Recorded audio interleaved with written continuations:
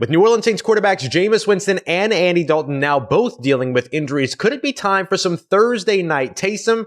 And the return of a budding superstar looks like it's right around the corner. We got all of that and a little bit of lagniappe for you on today's episode of Locked On Saints. You are Locked On Saints, your daily New Orleans Saints podcast. Part of the Locked On Podcast Network, your team every day.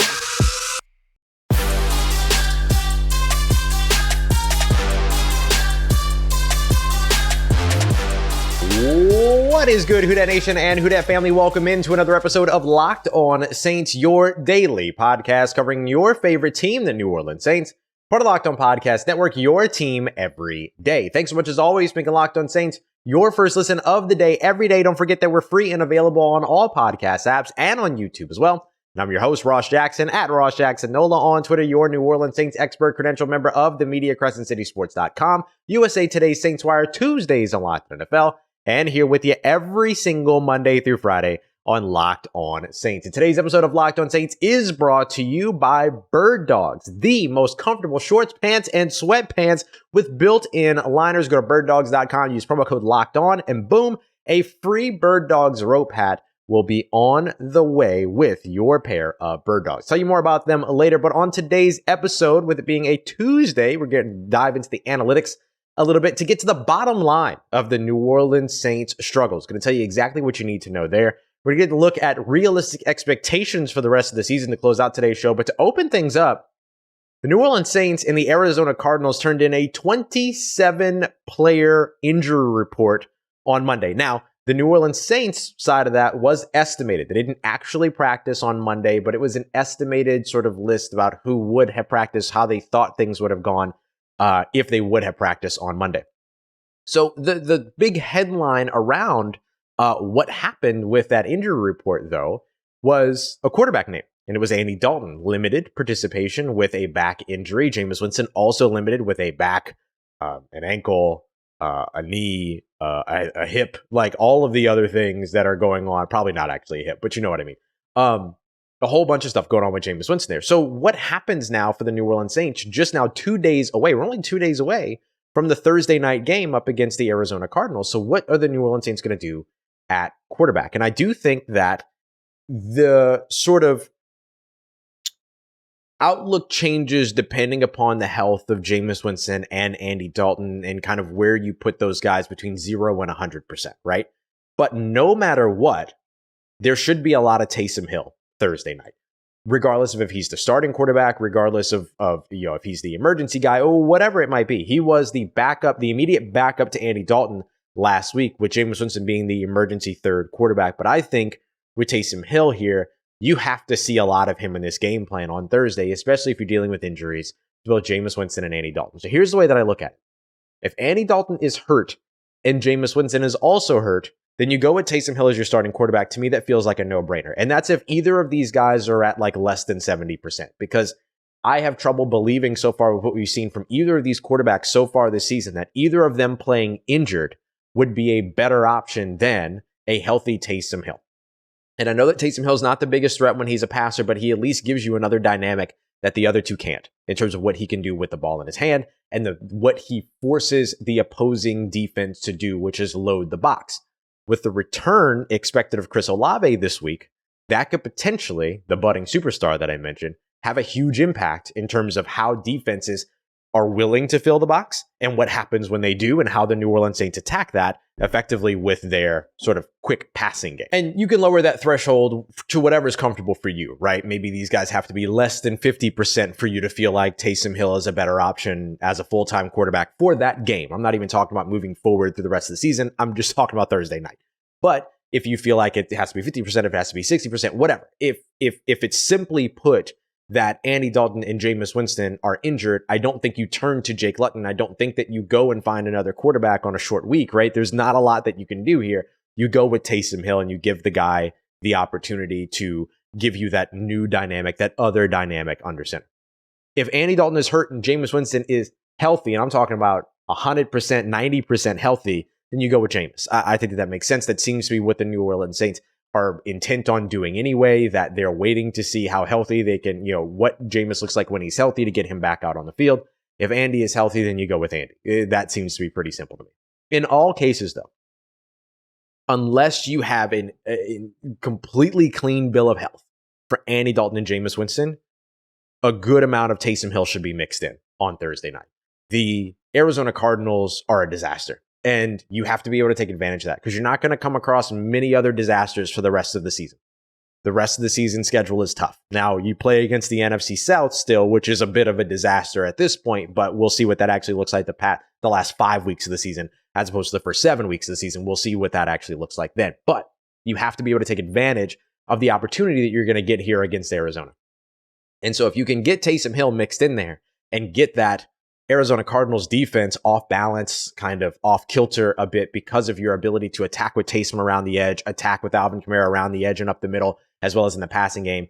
And then you have that budding superstar of Chris Olave, who is set to return, it looks like, because he was not listed on the injury report Monday. We'll see him. We'll see at practice later on. If he's there, I'll update you on it, as quickly as I can. And you can just follow along on Twitter, of course, at Ross Jackson for practice updates later. But if Chris Olave's there like he was last week, he was participating last week because he was working through the protocols, it seems that he's going to be ready to go Thursday. So that gives you that dynamic to where all of a sudden you have a third piece. The last couple of weeks, you've had two pieces, Taysom Hill, Alvin Kamara. Getting that third piece, once Chris Olave was hurt in that Seattle Seahawks game, right? Before he was hurt, you also had Chris Olave. So now you get that back. That's huge for Andy Dalton, who does a great job hitting him in those zones when he finds those soft cushions in the zones. It's great for Jameis Winston when you want to go deep. It's great for Taysom Hill too, if you end up having Taysom Hill as your starting quarterback, because it at least gives you somebody that has some speed that can create with the ball in his hands a little bit. That's another reason why, by the way, I think getting Rashid Shaheed into the mix and getting him comfortable in the offense so he adds another dynamic weapon for you is a big deal. But we'll break that down when we take a look at the realistic expectations for this team later on. Coming up next, we're going to take a look at the bottom line. What's going on with the New Orleans Saints?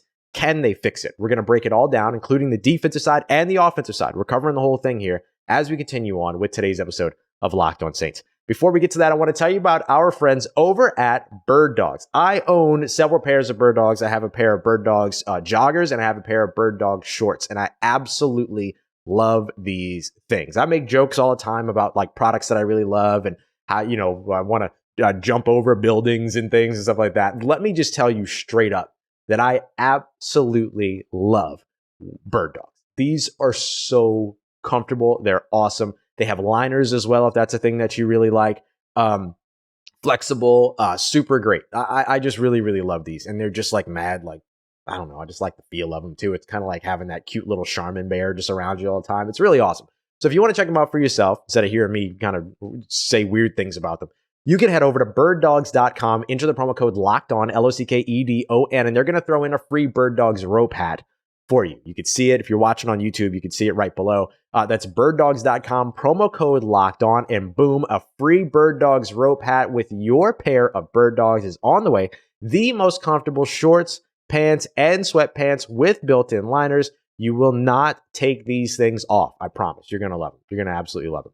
I'm also going to tell you now about our friends over at LinkedIn. It's starting to cool down here in the city of New Orleans. We start off with 55 degrees this morning. So, you're changing seasons, and part of that is hiring season as well. You got hiring season, job fair season, all that good stuff going on right now. So you want to check out LinkedIn Jobs if you are maybe a small business that's looking to hire and add to your team. LinkedIn was voted the #1 spot by small businesses in turning in delivering quality hires versus all the leading competitors that might be out there. You're talking about a network of nearly 4 million job seekers a week that end up heading over to LinkedIn Jobs every day. You can put your purple hashtag hiring frame up. You can build screening questions. It's super cool. They make it nice and easy to make sure that you're able to speak to the qualified candidates that you want to talk to faster. You can post your job for free today at linkedin.com/lockedonnfl. That's linkedin.com/lockedonnfl to post your job for free. Terms and conditions apply. All right, family, continuing on with today's episode of Locked On Saints. Thanks again for making us your first listen of the day every day. Don't forget to go and check out NFL Key Predictions every Friday on the Locked On NFL YouTube page and Locked On NFL podcast as well, getting you everything you need to know from the local experts that know the teams the best that are all going to be taking part in the 5 biggest games of the week, including Sunday and Monday Night Football. You're also going to get all the betting angles that you need from the industry leaders over at BetOnline. Once again, that is NFL Key Predictions, Locked On NFL podcast feed, and Locked On NFL YouTube page as well. Basically, wherever you're listening or watching this podcast, you can find that every Friday. The bottom line around the New Orleans Saints defense and the New Orleans Saints team as a whole and why they have struggled. I'll say it to you this way. The New Orleans Saints don't give up a ton of yards, for being honest. They don't even lose consistently, but they give up big plays in big moments. They struggle to tackle, and they don't generate turnovers. Combine that with an offense that is struggling to finish drives, particularly last week. And I know they were down some weapons, but worth saying, they still struggle to finish drives early on in the season as well. And you've got a bad recipe. That's all the New Orleans Saints have right now, is a bad recipe. Good intentions, bad recipe.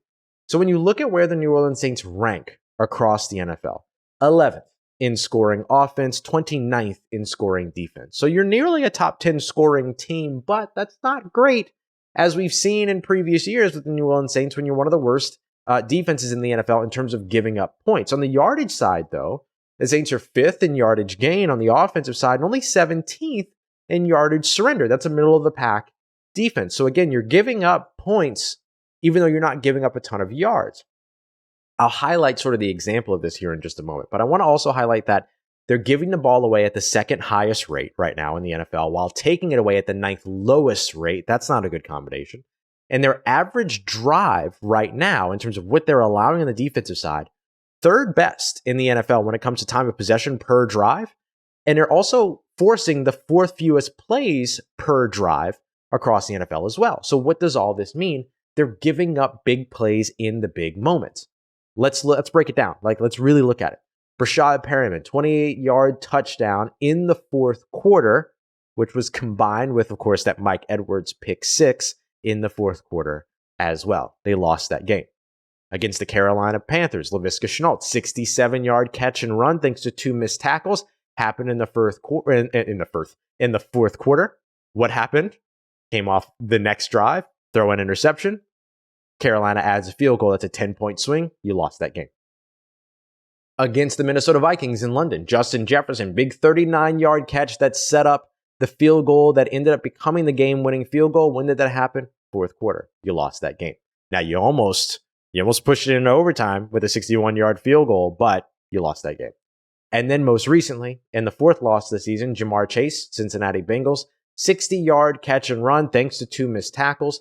That came off of a shanked punt that was in the 4th quarter, and then the offense couldn't drive and respond with 2 minutes left on the clock, or with a little bit less than 2 minutes left on the clock. You lost that game. There it is. 4 big plays, 4 big moments in the 4th quarter in your 4 losses. What more do you need? That's what's going on with the New Orleans Saints right now. Even in games where they've kept it close. The Tampa Bay Buccaneers game, week 2, they technically kept it close. Allowed only 3 points to Tom Brady and Tampa Bay Buccaneers through the first 3 quarters, and then the floodgates opened in the 4th quarter. Against the Carolina Panthers, things were in reach. Once you gave up the 67-yard touchdown, though, things started to open up. Justin Jefferson, you give up a big play down the field that allows them to take the lead late in the game when you just tied it up thanks to a 60-yard field goal by Will Lutz. And then, of course, a Jamar Chase catch and run, you had the lead for all but a minute and 30 seconds in terms of time of possession while trailing. And that's all that it took. It's tough. We could break it down. We can go to further analytics, but really, there you go. The New Orleans Saints defense has given up big plays in big moments. And right now, the offense, which is struggling to finish drives, and that is at times not able to move the ball in the biggest moments while you're giving up the biggest plays. That's your struggle right there. So that's the bottom line for the New Orleans Saints. It's not easy to fix, but there are a couple of things that you can take a look at. Let's take a look at the pass rush, for instance. You get 2 or 3 more sacks that you were in on Joe Burrow, and all of a sudden that game is going very differently, including wiping out what became a 20-plus yard touchdown scramble by Joe Burrow. 13 total pressures in this game. Marcus Davenport had a 40% win rate. 40% win rate. What did he walk away with? 4 hurries, no sacks. That can't be the case. When you're winning 40% off the defensive line, you got to get back. You got to get to the quarterback. Out of those 4 hurries, 3 of them, out of those 4 pressures, 5 total pressures, 4 of them were hurries. You had 1 hit. 1 hit on Joe Burrow, never got a sack. Cam Jordan, 0 pressures in this game. only a 6.9 win rate in that matchup against the Cincinnati Bengals offensive line. And that's a guy you need to show up. He's shown up for the past couple of weeks. I don't have any reason to believe that he won't show up for the rest of the season, but that's not a great game to not be able to be a factor. I'm struggling to speak today. Demario Davis was your best pass rusher. He had 2 sacks, 46% win rate, but he's not a primary pass rusher for you. He's doing everything else on the field in terms of trying to take away the middle of the field, which, by the way, Saints didn't do very well. Joe Burrow was 15 of 17 over the middle within 10 yards. He only completed 2 passes of 10 or more air yards, both of which were touchdowns, including the walk-off 60-yard touchdown. You can't let those big plays happen. And you can get diced up over the middle of the field all you want, but you can't give up the big plays in the meanwhile. Lastly, we'll take a look at coverage, because this is the other piece, of course, that goes into the big plays that were given up. 28-yard touchdown, coverage problem with PJ Williams. 67-yard catch and run, not necessarily a coverage problem, tackling problem. 60-yard catch and run, tackling problem. 39-yard catch and run, couldn't hold the coverage. Paulson Adebo, 8 catches allowed on 10 targets for 74 yards and a touchdown when he was the closest defender, according to Pro Football Focus. Doesn't mean he was the primary defender, just means that he was the closest. Chris Harris, who came in and got his first, full game of action with the New Orleans Saints as their starting slot corner because Marshawn Lattimore was out, so they bumped Bradley Roby to the outside. Paulson Adebo was on the outside on the opposite side, and then they had Chris Harris in the slot. Chris Harris is the guy that revitalized the slot cornerback position for the entire NFL. Bradley Roby became a slot cornerback by trait because he watched Chris Harris do it when they were in Denver together. This guy revolutionized the way that NFL teams can play defense with 3 cornerbacks on the field and also created career paths for a bunch of young players that are playing defense and can't be outside corners but can be slot corners. Allowed 9 catches on 9 targets for 79 yards. If he can't do it. Bradley Roby only allowed 3 catches during this game on 79 yards, but 94 yards and a touchdown. And of course, 60 of those came on the catch and run that ended up winning the game for the Cincinnati Bengals. So again, it's all about these big plays in big moments. A couple of advanced metrics to just quickly run through. 18th in offensive DVOA, 19th in defensive DVOA. That's just looking at things from a per play basis, taking things into consideration, win-loss, positive, negative plays, things like that, right in the middle of the pack. Same thing when it comes to EPA, which is looking at efficiency per play, 19th on offense, 15th on defense. So you are right in the middle. You got to get up. You got to push yourself up that list now. So the season's not over, but it's inching closer. And while the New Orleans Saints remain a middle of the pack defense, it's good they're not a bottom of the NFL defense or a bottom of the NFL team just yet. But the scoring defense and the lack of takeaways, that's the big deal. You want your bottom line. That's the bottom line for why the New Orleans Saints struggled. Now, can they fix it? That's what we're going to break down as we wrap up today's episode of Locked On Saints, taking a look at the realistic expectations that you should have for this team moving forward to the rest of the season. We got that coming up for you as we continue on to wrap up today's episode of Locked On Saints. But first, I want to tell you about our friends over at Prize Picks. The best way to play daily fantasy football, in my opinion, is by heading over to prizepicks.com or downloading the Prize Picks app today. It's super simple. You're not playing against 6 million mystery lineups, hoping to win $5 out of a pool or a pot of $8 million or whatever these other sites are doing. None of that stuff. It's simple. You jump in, you pick 2 to 5 players, you choose whether or not they're going to come in at more or less than their Prize Picks projections. You get those right and you can win up to 10 times your entry. It's that simple. And it takes like 60 seconds to get your entry in. So you can choose things like Kyler Murray, more or less than 245.5 passing yards against the New Orleans Saints this weekend. Alvin Kamara, 65.5 rushing yards, more or less against that Arizona Cardinals defense. Taysom Hill, 27.5 rushing yards, more or less. I think I'm going to take the more on that one. So there's a bunch of ways that you can play this. It's super fun. All you have to do is head over to prizepicks.com or download the Prize Picks app. Don't forget to use the promo code, though, Locked On, so you can get a 100% instant deposit match of up to $100 if you're a first-time player. So if you're a first-time player, you enter that promo code Locked On. You deposit $100, they'll match you $100. Deposit $50, they'll match you $50. Head over to prizepicks.com today. Don't forget that promo code Locked On for that 100% instant deposit match of up to $100. Let's get it, Who Dat Nation. We are wrapping up today's episode of Locked On Saints with a look at the realistic expectations that we should have around the New Orleans Saints season moving forward. And I'll start by saying this. I know that people get a little annoyed sometimes because I always kind of have my silver linings and things like that. But remember, I'm not a commentator. I'm an analyst. My job is to figure out and point out what's going right, what's going wrong, and whatever's going wrong, how do you fix it? What do you have available to you that you can continue to build on? That's my job. I'm not sitting here trying to tell you that the New Orleans Saints are the best team in the NFL because very clearly they're not. But at the same time, I'm also not going to tell you that they're the worst team in the NFL and that they're completely out of all of this because they're also not. The New Orleans Saints are one game behind in the NFC South. That's where they are. This is the realistic expectation of what you should expect from the New Orleans Saints moving forward. Just because they are in a crappy division right now, it doesn't mean that they will be the least crappy team to come out of it. That's just not how football works. And that can be said for any team in any division at any point. Even teams like the Minnesota Vikings right now, who are 5-1, for instance. So when I discuss this, what I'm really looking at is the realistic side. I'm not going to sit here and tell you that you're dumb for having a favorite team and for rooting for your favorite team. That's not who I am. I'm also not going to sit here and tell you that you're dumb for believing that the New Orleans Saints aren't going to be a good team this year. We don't know yet. Right now, it's trending one way more than the other, but that's just say it with me, reality of the situation. So what's the reality around the New Orleans Saints? Can they win 7 out of their final 11 games this season and be in a situation to where they have a winning record, not a playoff team? Can they finish with a winning record? Can they finish with a record better or the same record that they finished with last year when they played 4 different quarterbacks, when they had 58 different starters, when they had 3 different kickers, none of which including the actual kicker that they expected to have, when they had injuries all across their offensive line, and then they had a wide receiver core that never really had the players that were expected to have. The scary part is how similar that sounds to this season. The Saints could potentially be starting their 3rd quarterback already this season on Thursday, depending upon what happens with this Andy Dalton injury, compounded with Jameis Winston's list of injuries at the moment. You're already not expecting to have Jarvis Landry, Michael Thomas, or Marshawn Lattimore this week. You didn't have them last weekend. So you're already dealing with the injury thing. Trevor Penning hasn't been able to play yet because he had his offseason injury, all of that. So things already feel really similar to what they felt like last year. The difference is that you don't have Sean Payton, right? And instead you have a head coach who's leading this team for the very first time.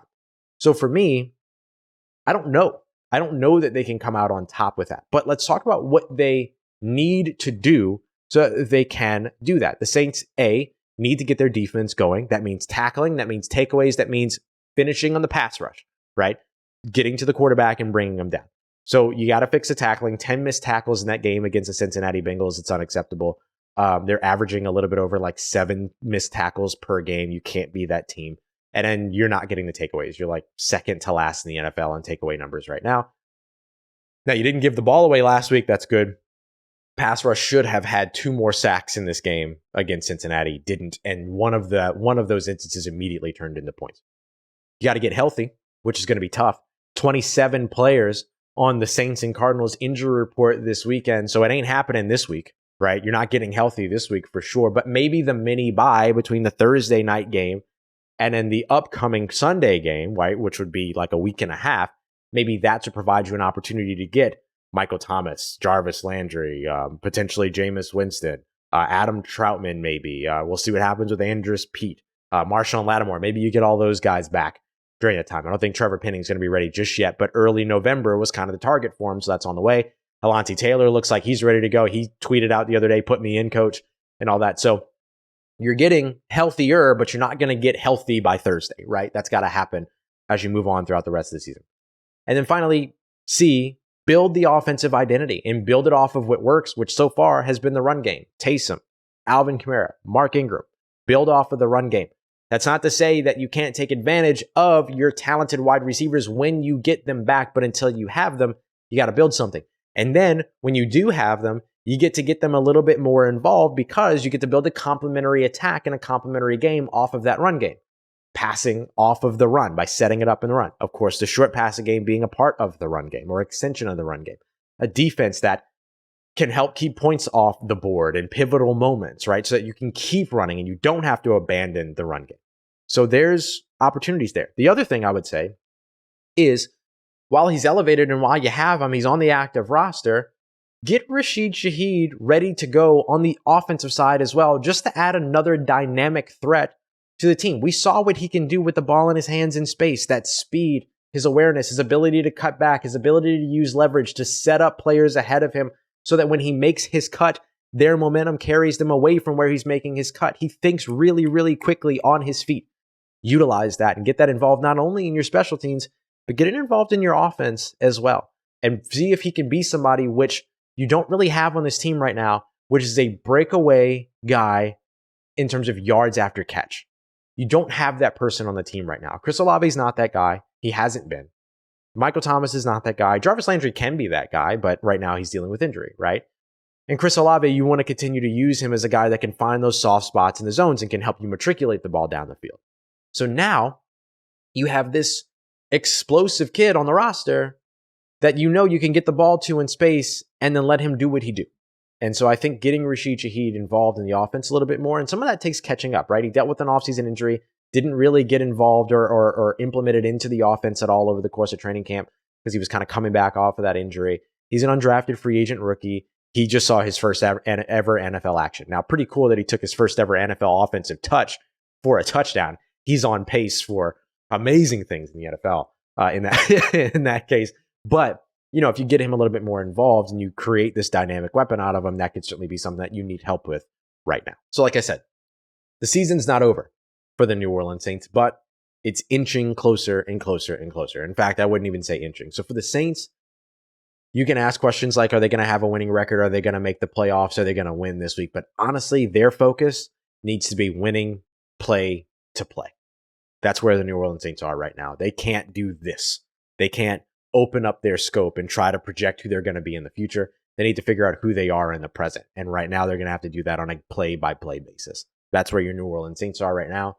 And that's the bottom line, because Stone Cold said so. All right. I appreciate y'all so much for making Locked On Saints your first listen of the day every day. Tomorrow is Film Watch Wednesday. But take a look at what happened in that play with Rashid Shaheed, the 44-yard rushing touchdown. We've seen the Saints try jet sweeps over and over and over again over the course of the past few years. None of them have ever worked.